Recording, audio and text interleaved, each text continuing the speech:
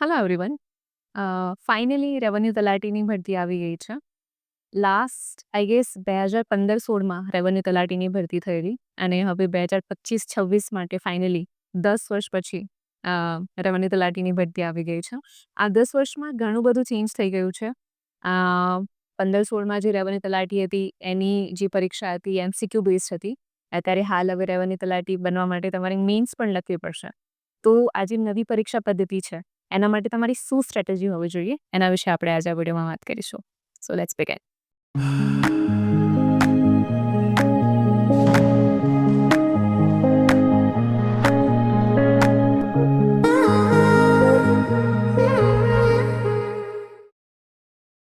Okay, સો તલાટીની અંદર prelims અને mains બંને છે. પ્રિલિમ્સ જે છે એ તમારી 200 માર્ક્સની છે અને મેઇન્સ તમારી 350 માર્ક્સની છે. પ્રિલિમ્સ એ માત્ર ક્વોલિફાઈંગ છે, એટલે કે પ્રિલિમ્સમાં તમારે ખાલી કટ ઓફ ક્લિયર કરવાનું છે ત્યારે તમે મેઇન્સ માટે એલિજિબલ થશો અને પછી જ્યારે તમે મેઇન્સ લખશો તો એના જે માર્ક્સ છે એના બેઝ પર તમારું ફાઇનલ સિલેક્શન થશે. આથી આપણી સ્ટ્રેટેજી એવી હોવી જોઈએ કે એના બેઝ પર આપણું પ્રિલિમ્સમાં જે કટ ઓફ છે એ ક્લિયર થઈ જાય અને મેઇન્સમાં તમે સારો સ્કોર લાવી શકો, જેથી તમારું ફાઇનલ સિલેક્શન જે મેઇન્સના આધારે થવાનું છે એ પણ થઈ જાય. ઓકે, તો સૌથી પહેલાં આપણે રેવન્યુ તલાટીની સ્ટ્રેટેજીમાં એવા સબ્જેક્ટ પર ફોકસ કરીશું કે જે સબ્જેક્ટ્સનો ઇનપુટ આઉટપુટ રેશિયો હાઈ છે અને બીજું કે જે પ્રિલિમ્સ અને મેઇન્સ બંને માટે ઇમ્પોર્ટન્ટ છે. તો સૌથી પહેલાં તો ગુજરાતી ગ્રામર અને ઇંગ્લિશ ગ્રામર એ પ્રિલિમ્સમાં પણ છે અને મેઇન્સમાં પણ પૂછાવાનું છે. પ્રિલિમ્સમાં ઇંગ્લિશ અને ગુજરાતી ગ્રામર 20-20 માર્ક્સના પૂછાના છે અને મેઇન્સની અંદર ગુજરાતી ગ્રામર 10 માર્કનું અને ઇંગ્લિશ ગ્રામર 15 માર્કનું. સો આ એવા સબ્જેક્ટ છે જે તમે સ્કીપ નહીં કરી શકો, બિકોઝ આ તમને એક એક્સ્ટ્રા એડવાન્ટેજ આપશે તમારી તૈયારીમાં. પછી એવું નેક્સ્ટ સબ્જેક્ટ છે કરંટ અફેર્સ. કરંટ અફેર્સ પ્રિલિમ્સમાં 30 માર્ક્સનો છે, મેઇન્સમાં 30 માર્ક્સનો છે, તો તમે એની પણ સ્કીપ નહીં કરી શકો. અને ફોર્થ સબ્જેક્ટ જે છે મેથ્સ અને રિઝનિંગ. મેથ્સ અને રિઝનિંગ મેઇન્સમાં તો તમારે નથી પૂછવાનું, બટ પ્રિલિમ્સમાં 40 માર્ક્સનું પૂછવાનું છે, રાઈટ. તો આ 4 એવા સબ્જેક્ટ છે જે તમારે બિલકુલ બી સ્કીપ ના કરવા જોઈએ જ્યારે તમે પ્રિલિમ્સ માટે વાંચી રહ્યા છો, કારણ કે આ 4 સબ્જેક્ટ એવા છે કે તો તમને પ્રિલિમ્સના કટ ઓફને ક્લિયર કરવામાં મદદ કરશે અને મેઇન્સમાં પણ તમને એટલું જ કામ આવશે. ઓકે, સો અને પાછા આ સબ્જેક્ટ એવા છે કે તમે એને કોઈ સ્પેસિફિક પીરિયડમાં નહીં કરી શકો. જેમ કે ગુજરાતી ઇંગ્લિશ ગ્રામર છે તો તમે એવું નહીં કરી શકો કે આજે હું 10 દિવસ ગુજરાતી ઇંગ્લિશ ગ્રામર વાંચું અને પછી હું બીજો કોઈ સબ્જેક્ટ વાંચું, પછી ત્રીજો સબ્જેક્ટ અને પછી હું એનું રિવિઝન કરું. તો એ રીતે તમે સ્ટ્રેટેજી બનાવશો તો તમે ફેલ થશો.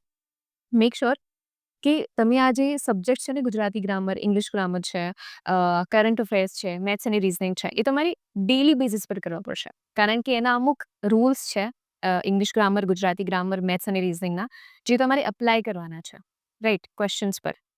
તો એની તમારે પ્રેક્ટિસ રોજ કરવી પડશે. તો આ તમારી સ્ટ્રેટેજી હોવી જોઈએ કે આ એવા સબ્જેક્ટ છે જે તમે ડેલી બેઝિસ પર એને 1-1 કલાક આપો છો. કરંટ અફેર્સમાં પણ એવું છે કે તમે એને એક દિવસ બેસીને તો નહીં વાંચી શકો છો, તો 10 દિવસમાં તમે આખા 6-8 મહિનાનું કરંટ અફેર્સ નહીં તૈયાર કરી શકો. એ તમારે રોજ કરવું પડશે. તો હજુ સુધી આપણી ડેટ્સ આવી નથી, રેવન્યુ તલાટી કઈ તારીખે છે એની એક્ઝામ. તો મેક શ્યોર કે તમે અત્યારથી જ કરંટ્સને ડેલી બેઝિસ પર કરી રહ્યા છો. ઓકે, સો કરંટ અફેર્સ માટે આપણને કોમનલી એવો ક્વેશ્ચન પૂછવામાં આવતો હોય છે કે કેટલા મહિનાનું કરંટ અફેર્સ કરવું જોઈએ. હવે કરંટ અફેર્સ માટે આનો કોઈ પણ રાઈટ આન્સર નથી, રાઈટ. જનરલી 6 મહિનાનું કરંટ અફેર્સ છે એ તો તમને આવડવું જ જોઈએ, રાઈટ, કારણ કે જેટલું રિસેન્ટનું છે ને એમાંથી પૂછવાની સંભાવના વધારે હોય છે. તો 6 મહિના તો છે જ. પછી જેમ જેમ તમારી પાસે ટાઈમ છે એના આધાર પર તમારે 6 થી 8 મહિના તરફ, 10 મહિના તરફ તમારે આગળ જવું જોઈએ.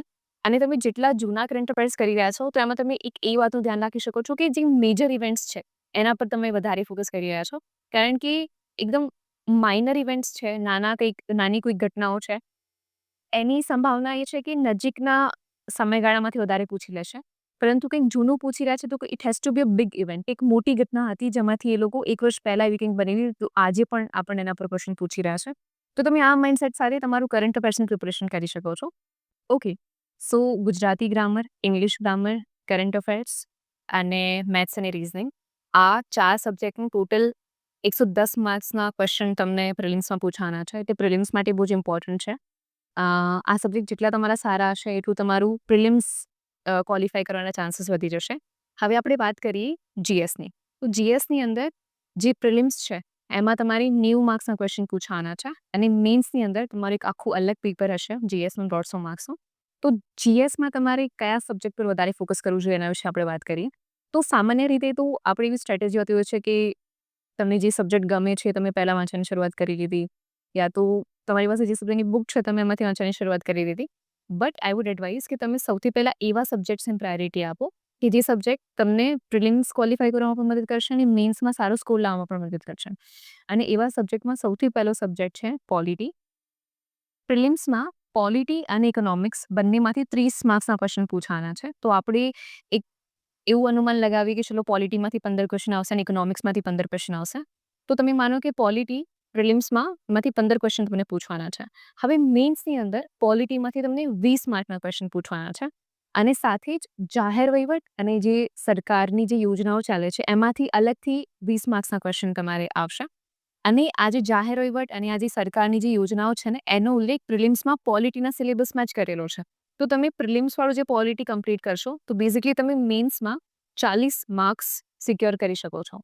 આઈ નો કમ્પ્લીટ પૂરેપૂરા માર્ક્સ લાવવા પોસિબલ નથી, બટ તમે એક અનુમાન લગાવીને ચાલી શકો કે આટલું તમારું 40 માર્કનું જે છે તમે એટલું કમ્પ્લીટ કરી દીધું છે. તો સિલેબસ તમે કવર કરી લીધો છે.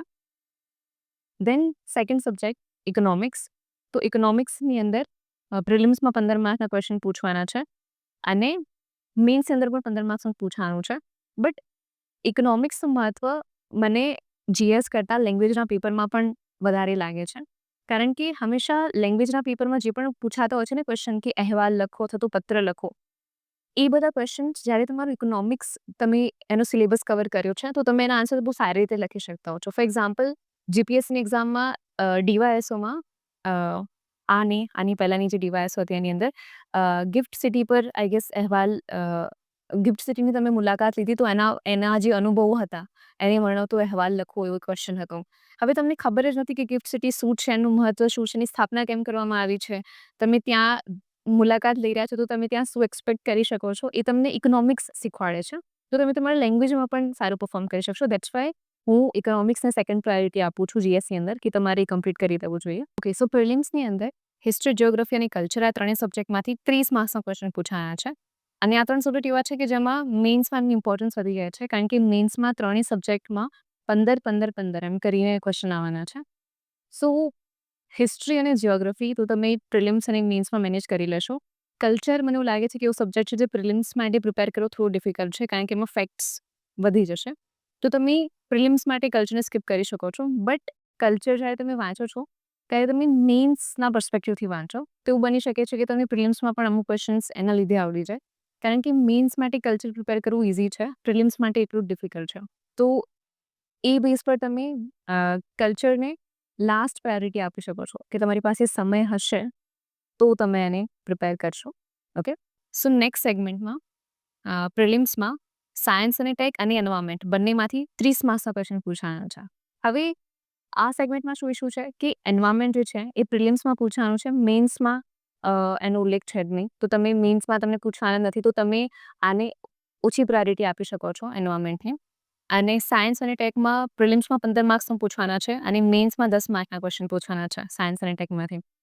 તો તમે આને મોસ્ટલી મેન્સના પર્સપેક્ટિવથી વધારે વાંચી શકો છો કારણ કે મેન્સમાં જે ટોપિક્સ છે સાયન્સ અને ટેકમાં એ ઇઝીલી કવર કરી શકાય એવું છે. પ્રિલિમ્સ માટે કારણ કે તમે જો 9th અને 10thની જીસીઆરટી વાંચો, એનસીઆરટી વાંચો તો થોડું ઓવરવેલ્મિંગ ફીલ થઈ શકે છે તમને કારણ કે ઘણી થિક બુક હોય છે સાયન્સ અને ટેક માટેની. ઓકે, સો આ પરીક્ષાની તૈયારીમાં અમુક ચોક્કસ બાબતો છે જેનું તમારે ખાસ ધ્યાન રાખવાનું છે. સૌથી પહેલાં તો તમે જ્યારે તૈયારી કરો તો ખાલી પ્રીને ધ્યાનમાં રાખીને તૈયારી નહીં કરો. પ્રી અને મેન્સની કમ્બાઈન તૈયારી કરો. એટલું જ કારણ કે જ્યારે તમારી પ્રી ક્વોલિફાય થઈ જશે અને પછી જ્યારે તમે મેન્સ માટે વાંચતા હશો તો જો તમે ઓલરેડી પ્રીના સમયથી જ તમે ઓલરેડી નોટ્સ બનાવીને રાખી છે, એકદમ ધ્યાનથી કોન્સેપ્ચ્યુઅલ ક્લેરિટી સાથે તમે કંઈક વાંચ્યું છે તો તમને મેન્સમાં એ વસ્તુ એટલી જ કામ લાગશે. અને બીજું છે કે તમારે નોટ્સ બનાવવી પડશે. હવે જ્યારે નોટ્સ બનાવવાની વાત આવે તો પ્લીઝ એને એક એ રીતે નહીં લો કે કોઈકે તમને હોમવર્ક આપી દીધું છે, તમે એ વાંચી રહ્યા છો પછી તમારે એમાંથી કોપી કરીને તમારે અલગ નોટ્સમાં લખવાનું છે. નોટ્સ એ છે જ નહીં. નોટ્સને એક પ્રોસેસિંગ ટૂલ તરીકે લો કે તમે કંઈક વાંચી રહ્યા છો તો તમે ઇન્ફોર્મેશનને પ્રોસેસ કરો અને પછી તમે તમારા શબ્દોમાં ત્યાંથી અમુક સ્પેસિફિક કીવર્ડ્સ લઈને કેવી રીતે એકદમ સિમ્પલ લેંગ્વેજમાં એને લખી શકો છો, એ રીતે નોટ્સ બનાવવાનું ટ્રાય કરો. કારણ કે જો તમે કંઈક વાંચો છો ને પછી એના પર જાતે એ રીતે તમે નોટ્સ બનાવો છો, તો એ ઇન્ફોર્મેશન તમને લાંબા સમય સુધી યાદ રહેશે. અને બીજું કે જ્યારે તમે રિવાઇઝ કરવાનો ટ્રાય કરશો, તો તમે તમારી નોટ્સમાંથી ફટાફટ રિવિઝન કરી લેશો. તો આ એક એનો બીજો ફાયદો છે. તો નોટ્સને સ્કીપ નહીં કરો. ત્રીજું એ છે કે જ્યારે તમે તૈયારી કરો છો, તો તમારો અપ્રોચ ખાલી એમસીક્યુ બેઝડ ના હોવો જોઈએ. હું તો તમને એડવાઇસ આપીશ કે એમસીક્યુ પર રિલાય જ નહીં કરો, કે કોઈ તમને ક્વેશ્ચન પૂછે છે તો તમે એના માટે તમને 4 વિકલ્પો જોઈશે સાચો આન્સર આપવા માટે. એવી રીતે તૈયાર કરો કે તમને કોઈ ક્વેશ્ચન પૂછે છે તો તમે એનો સીધો આન્સર આપી શકો છો. જેમ કે પોલિટીમાં તમને કોઈ પણ ક્વેશ્ચન પૂછવામાં આવે, કોઈ પણ અનુચ્છેદ વિશે પૂછવામાં આવે અથવા તો કોઈ પણ એવી ડિટેલ્સ છે, રાઈટ, ફેક્ચ્યુઅલ ડિટેલ્સ છે અને તમને પૂછવામાં આવે તો તમને એનો સીધો આન્સર આવડવો જોઈએ. ઓકે. ફોર એક્ઝામ્પલ તમને ખબર છે કે ભારતના બંધારણની મુખ્ય લાક્ષણિકતાઓ શું છે, રાઈટ, તમે લખી શકો છો. તો જો એના પર કોઈ એમસીક્યુ બનાવીને તમને આપશે કે નીચેના પૈકી કયો વિકલ્પ છે, રાઈટ, જે ભારતના બંધારણની એક મુખ્ય લાક્ષણિકતા નથી, તો તમે એને ઇઝીલી સોલ્વ કરી શકશો. તો તમે તૈયારીના સમયે જ તમારો અપ્રોચ જ એવો રાખો કે તમે એવી રીતે જ વાંચી રહ્યા છો કે તમને એના પરથી 1 માર્કનો ક્વેશ્ચન, 2 માર્કનો ક્વેશ્ચન, 3 માર્કનો કે 5 માર્કનો ક્વેશ્ચન પૂછવામાં આવે, તમે એના પર શબ્દોમાં લખી શકો છો. જો તમે એ કરી શકશો તો પ્રિલિમ્સમાં તમે ઇઝીલી એમસીક્યુ પણ સોલ્વ કરી શકશો. અને તમે જ્યારે તૈયારી કરી રહ્યા છો, તો પ્લીઝ એવી આદત પાડો કે તમે રોજ પ્રોપર સ્કેડ્યુલ બનાવી રહ્યા છો તમારા માટે. રાત્રે સૂતા પહેલાં તમે જે પણ ટુ ડુ લિસ્ટ બનાવ્યું છે, એમાંથી તમે શું કમ્પ્લીટ કર્યું એની નોંધ રાખો અને નેક્સ્ટ ડે સવારે ઉઠીને તમે શું વાંચવાના છો, એના માટે પણ એક ટુ ડુ બનાવો. બિકોઝ જો તમે આ રીતે ટ્રેક નહીં કરો ને કે તમે શું વાંચી રહ્યા છો, કેટલું બાકી છે, તો તમે બહુ આસાનીથી આ પ્રોસેસમાં ખોવાઈ જશો. તમને ખબર જ નહીં પડે કે તમને જે સબ્જેક્ટ છે એને પૂરું કરવામાં હજુ કેટલો સમય લાગશે, એક્ઝામ નજીક આવી રહી છે, તો તમારું સ્ટ્રેસ છે એ જેમ એક્ઝામ નજીક આવશે એમ વધારે ને વધારે વધતો જશે. સો અત્યારથી જ આદત પાડો કે તમે પ્રોપર એક સ્કેડ્યુલ બનાવો છો, નોટ ડાઉન કરો છો કે મેં આજે શું વાંચ્યું, હું કાલે શું વાંચીશ. ઓકે. અને લાસ્ટમાં એક પોઈન્ટ મેં મિસ કરી દીધો છે કરંટ અફેર્સમાં ડિસ્કસ કરવાનો, કે તમે જ્યારે કરંટ અફેર્સ વાંચો તો કરંટ અફેર્સને ખાલી પ્રિલિમ્સના પર્સપેક્ટિવથી નહીં વાંચતા, અને મેઇન્સમાં તમે કેવી રીતે એના પર કોઈ ક્વેશ્ચન પૂછે તો તમે એમાંથી આન્સર લખી શકો છો, એ પર્સપેક્ટિવથી પણ વાંચવાનો પ્રયત્ન કરજો. કરંટ અફેર્સ જ્યારે તમે ખાલી ફેક્ટ્સ પર ફોકસ કરો છો ને, તો એ બહુ ડિફિકલ્ટ બની જાય છે. પણ તમને જ્યારે આખું બેકગ્રાઉન્ડ સ્ટોરી એની ખબર છે, એનું મહત્વ થોડું ખબર છે, તો તમને ઇઝીલી યાદ રહી જતું હોય છે. ફોર એક્ઝામ્પલ કે હ્યુમન ડેવલપમેન્ટ ઇન્ડેક્સ છે, રાઈટ, જો હમણાં તાજેતરમાં જાહેર કરવામાં આવ્યો છે ને, તો પ્રિલિમ્સમાં તમને પૂછી લે કે ભારતનો કયો રેન્ક હતો અથવા તો કયો દેશ હતો જે પ્રથમ ક્રમાંક મેળવ્યો છે. પણ મેઇન્સમાં તમને એવો ક્વેશ્ચન પૂછી લે કે જે હ્યુમન ડેવલપમેન્ટ ઇન્ડેક્સ છે એના માપદંડો કયા-કયા છે? એવું તમને 2 માર્કમાં ક્વેશ્ચન પૂછી લે, 3 માર્કમાં ક્વેશ્ચન પૂછી લે, તો તમને એ પણ ખબર હોવી જોઈએ, રાઈટ? સો જ્યારે તમે કરંટ અફેર્સ વાંચો છો, તો ક્લાસ 3માં જ્યારે આપણે તૈયારી કરતા હોઈએ છીએ, તો જનરલી આપણને આવી આદત હોય છે કે આપણે ફેક્ટ્સ પર વધારે ફોકસ કરીએ.